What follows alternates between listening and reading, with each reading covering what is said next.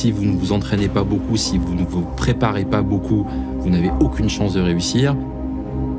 Ouais, quelle émotion et quel plaisir effectivement d'être enfin en 2024. Ça fait tellement longtemps qu'on attend ça. La France a rendez-vous avec son histoire. Ça fait 100 ans qu'on n'a pas accueilli les Jeux Olympiques d'été. Donc c'est des sports à la fois spectaculaires, mais c'est aussi des sports engagés.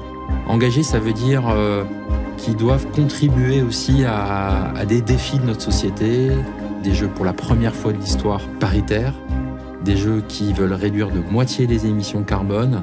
On a décidé collectivement de passer de 10 à 12 000 torches qui étaient produites sur les dernières éditions des jeux à 2000.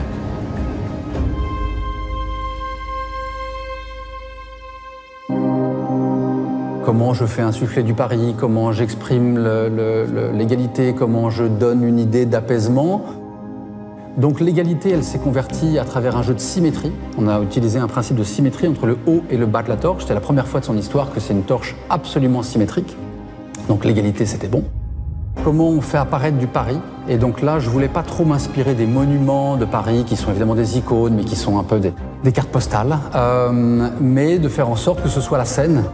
Donc le bas de la torche, en fait, reprend une sorte de relief d'eau.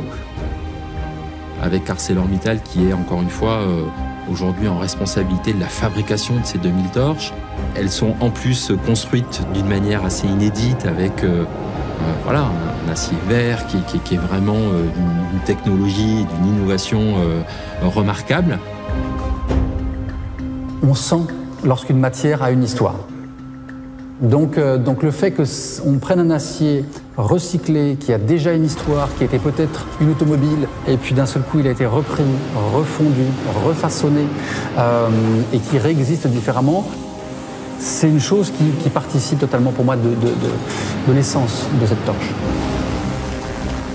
We have over 15,000 employees in France, and the fact that we can make low carbon steel, make it in France, roll it, provide it to the Olympics is just because of all of their hard work. Donc c'était une sorte de chorégraphie assez belle entre la partie ArcelorMittal, les équipes de design, Paris 2024. C'est toute la préparation de cette torche, c'était un peu des Jeux Olympiques. C'est vraiment une torche qui va rester, je crois, dans l'histoire des Jeux. En tous les cas, moi je suis très fier qu'elle puisse être associée à Paris 2024. To know that steel is art, I think is victory, right? Because people don't think of steel as an object of art or that can be used in art. We were making these incredible torches.